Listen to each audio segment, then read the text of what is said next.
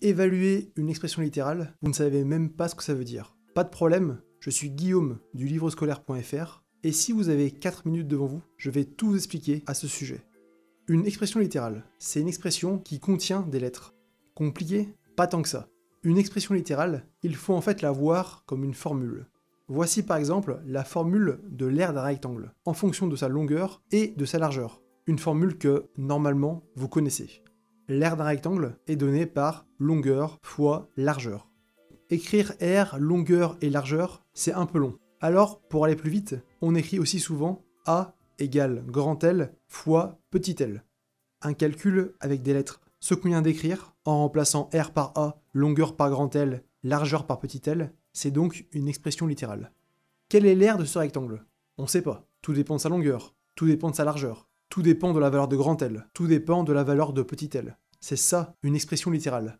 C'est une formule contenant des lettres, chacune de ces lettres représentant une grandeur, ça peut être une longueur, une largeur, une température, dont on ne connaît pas encore la valeur. Le but d'une formule, d'une expression littérale, c'est de donner, à un moment ou à un autre, un résultat. La formule de l'aire d'un rectangle existe pour permettre de calculer l'aire d'un rectangle dont on connaît la longueur et la largeur. C'est ça qu'on appelle évaluer une expression littérale. Évaluer cette expression littérale lorsque grand L égale 4 et petit l égale 2, c'est déterminer, grâce à la formule, l'aire d'un rectangle de longueur 4 et de largeur 2, c'est utiliser cette formule pour déterminer A lorsque grand L égale 4 et petit l égale 2.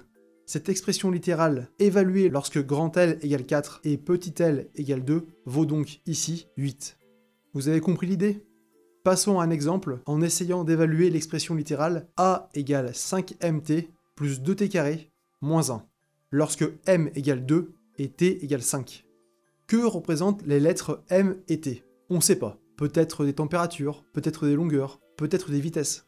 Ce sont des grandeurs. C'est tout ce qu'on sait et c'est tout ce qu'on a besoin de savoir. Des grandeurs auxquelles on s'apprête à attribuer des valeurs. M égale 2 et t égale 5. Première étape, on fait apparaître clairement les signes multipliés. Quand on écrit des expressions littérales, c'est pas rare qu'on n'écrive pas tous les signes multipliés. Avant d'évaluer une expression, je vous conseille, pour pas vous tromper, de tous les réécrire. Au lieu d'écrire 5mt, on écrit donc 5 fois m fois t. Au lieu d'écrire 2t carré, on écrit 2 fois t au carré.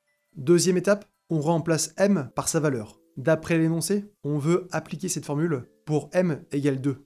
On remplace donc tous les m de cette expression, ici il n'y en a qu'un, par 2. Troisième étape, on remplace t par sa valeur. D'après l'énoncé, on veut appliquer cette formule pour t égale 5. On remplace donc tous les t de cette expression, ici il y en a 2, par 5.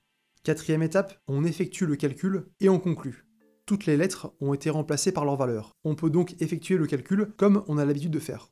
5 fois 2 fois 5, c'est égal à 50.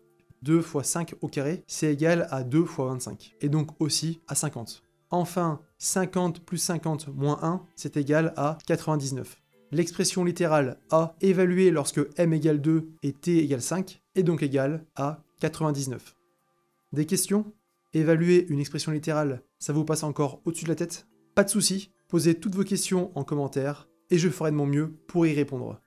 Et c'est l'heure de la question de la fin. Aujourd'hui, je vais vous demander d'évaluer l'expression littérale B égale 4zkp moins 2zp plus k carré lorsque z égale 1, p égale 0,5 et k égale 2. Un petit indice, n'ayez pas peur parce que c'est z, k et p, et pas x, y, m, t ou n'importe quelle autre lettre dont vous pouvez avoir l'habitude. Ça ne change absolument rien. Sur ce, bonne chance, et on se donne rendez-vous dans une future vidéo de maths.